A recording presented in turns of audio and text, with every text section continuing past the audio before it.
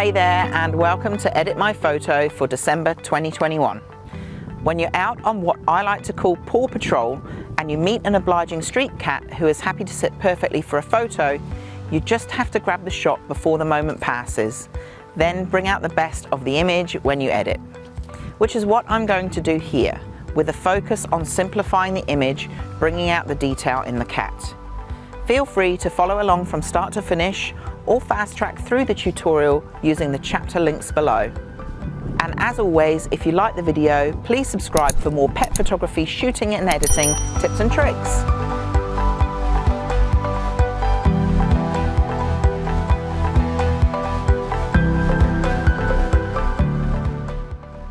Hi, I'm Turner-Bullock from Unleashed Education, and you've tuned in to another Edit My Photo Winners Edit. We run this free editing challenge in our Unleashed Education community every month. It goes through a few different stages. Firstly, Charlotte and I take turns to submit one of our raw images for members of the challenge to download and edit. For this challenge, I submitted this raw image of Roley. The winner of the challenge was Annabel, with her edit that really played on the cool tones to give the image that frosty feeling. Then it turns back around. As the winner of the challenge, Annabel submitted one of her images for me to edit. In this edit, I'll be bringing out the detail in the cat, making adjustments to clean up the white fur, and really simplifying the composition to bring full focus to the cat using both Lightroom and Photoshop. Make sure you watch all the way to the end so you can see the final result. And as always, I welcome your questions and feedback in the comments.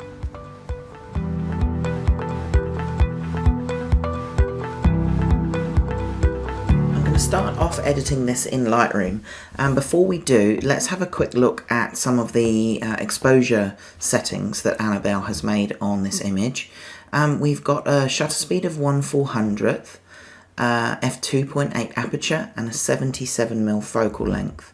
So the focal length has left a nice soft background, and we've got quite a lot of detail in the sky. If I press J on the keyboard, you can see areas that are clipped. So we've only got a small amount in the sky that's clipped, even though you can't see a huge amount of detail in some of these areas here.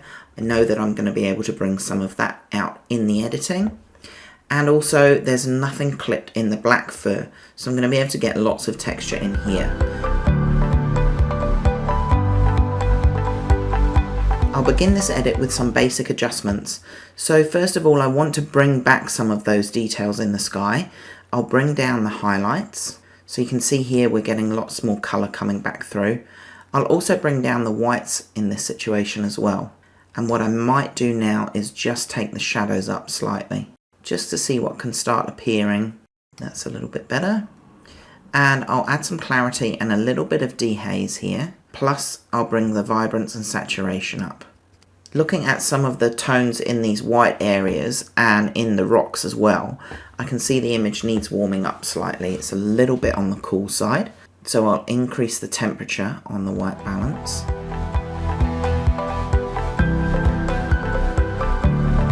Now I'd like to make some selective adjustments just to the cat, and to do that, I'm going to go to the masking tools and just go select subject. That's done a pretty nice job of selecting the subject there. So now I can make adjustments just on the cat. And I want to just bring up the exposure a little bit more. And the shadows. And I might bring up the whites as well. And the highlights too. I think that's looking pretty good. Now we've got a lot of dirt on the fur, so I'll try and deal with that with a mask as well. And we're going to select a color range. And I'm going to pick an area here in these yellows. This has picked up a lot of the rest of the image, which we don't want. So we're just going to refine this selection until it appears just on those areas of fur. And now we can adjust the exposure a little bit more, bring this up, and we'll take down the temperature. So we're removing yellow basically by adding blue. Now I'm just going to desaturate it slightly as well. I don't want to go too far on this. If we take it all the way, it just goes grey. It looks really weird and fake. So just a little hint of desaturation. Now I could possibly refine this even further in Lightroom with another mask. selecting the colour range again and just going to these darker areas around here and then refining this once again. Now I want to just zoom in and check there's chromatic aberration or not. Yes, we can see a little bit of chromatic aberration on the edges here. So I'll go down to the lens corrections panel, click the remove chromatic aberration box and see if it removes it. It hasn't quite, so I'll do that manually. Just grab this dropper and I'll touch on the green fringing on the edge here, and that's done the trick and got rid of it. And from here we'll take it into Photoshop.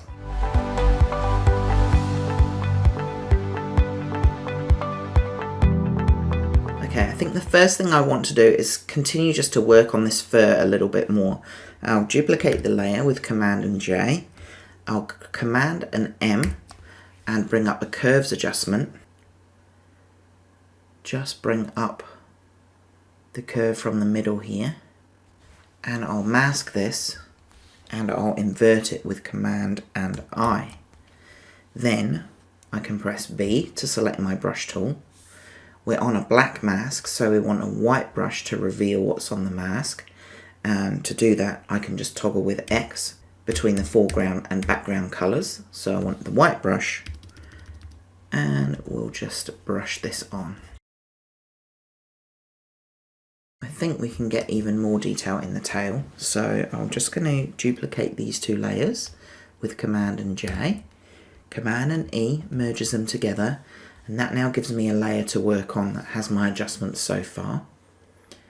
And I'll just make another curves adjustment till I can start seeing some more of this detail in that tail there. Same thing, mask it and brush it back in.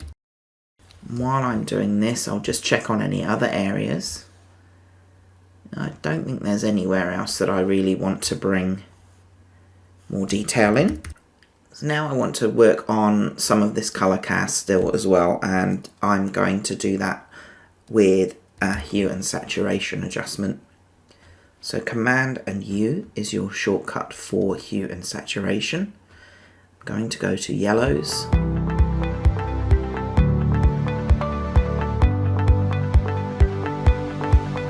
I think that's looking pretty good in those whites there now.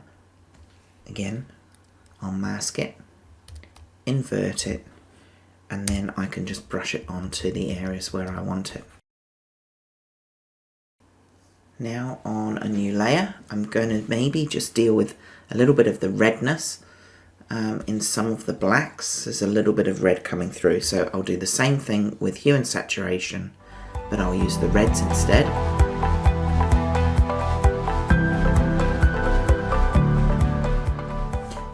I'll probably take a little bit of the pinkness from the nose as well, but I'll just reduce the opacity of the brush to take that down a little bit, but not too much.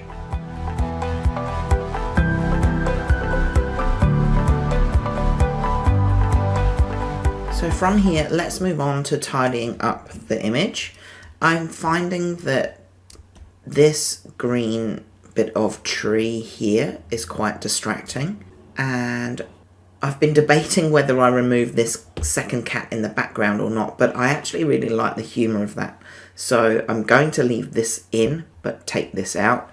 And also just on the cat's face, I want to clean up some of these spots and some of these kind of stray hairs as well. To do that, I'm just going to use the spot healing brush tool, first of all, and then for the tree, I'll use the patch tool.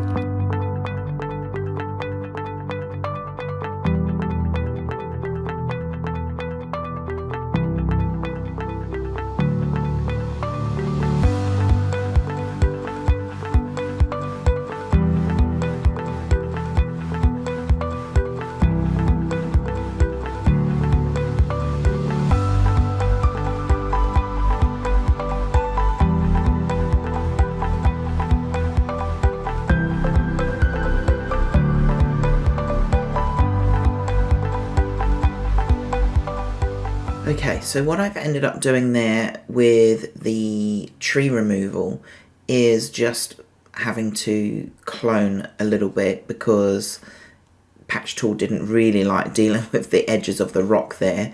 And then to get rid of what I've cloned and make it less obvious, I've created a new blank layer, selected my brush tool, picked that kind of yellowy tone from this side, brushed it over where I have done the cloning work. Then I've just changed this layer blending mode to luminosity. So it's just evened out that work a little bit more. So now I'll just finish off just tidying up a couple of little other distracting areas.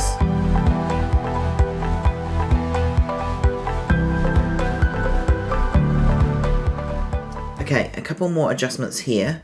I'm going to show you a little trick for cleaning up this kind of white specks, kind of dandruffy areas. And to do that you need a new layer.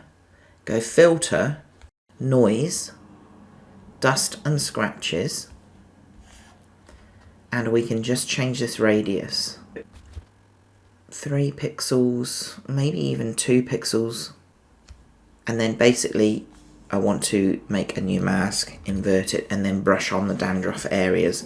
And the reason I'm doing that is because if you see what this actually does, it actually softens the image, so it adds a blur and smooths all the colours into one. And so I want to have the detail still in as many of the areas as I can, while still actually getting rid of those problem areas.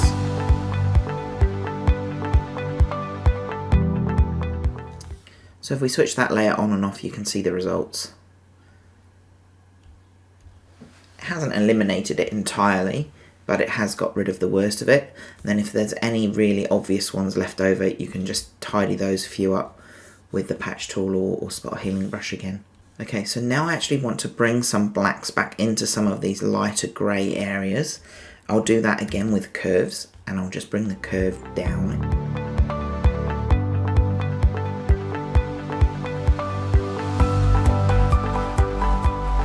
Now I just want to eye sharpen, so I'll run my glitterize action on this.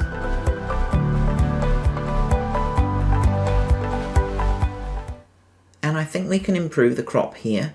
So if we look at the composition currently, the cat's just off center. I think because he's got such a striking pose facing directly towards the camera, this would be a much stronger composition if it was centered perfectly. And so to do that, I'll just crop here, get him nice and centered, and I'll make my selection. Looking good there. So now I think I just need to make one more adjustment, which will be levels, just to bring a little bit more contrast. I'll save that and we'll head back to Lightroom. And I just want to make a couple more tweaks here, which will be darkening the foreground down a little bit. So a mask, a linear gradient, bring that up and take the exposure down slightly. And then a slight vignette as well with radial gradient. We want to invert this so it's applying to the outside. I want to make sure it's not covering the cat's face or darkening down those whites again. And then just again tweaking the exposure a little bit just to help focus come onto the cat. And I think we're done there, guys. I'm really happy with how that's turned out.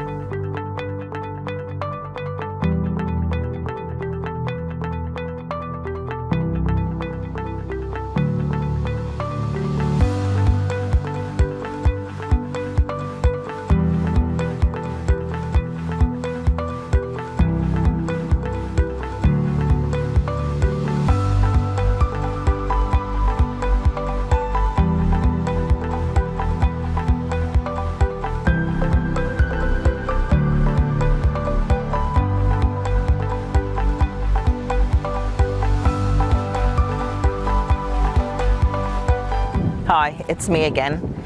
If you're wondering how you can get involved in these editing challenges and be in with the chance to have one of your images edited by myself or Charlotte, it's easy. You just need to opt in to the Edit My Photo online hub. You'll find a link to join below. This is where we set the new editing challenge every month, announce the winners, post a wrap-up, and also share that winner's edit in a tutorial just like this one.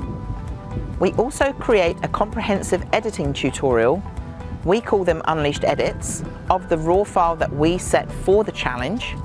This resource is available to purchase individually, but it's also included in our Unleashed Education membership. This is a paid membership with access to all of our premium pet photography courses, educational videos and ebooks, guest artist videos, editing tutorials, 4 monthly live group coaching calls, and of course, a super friendly members-only Facebook group. Through the membership, Charlotte and I share all of our best shooting and editing education, everything that you need to become a better pet photographer, plus stacks of inspiration packaged up in a fantastic, friendly, worldwide community. But to get you started, we'd love to have you join in these free Edit My Photo challenges. If you'd like to find out more, check out the link in the description.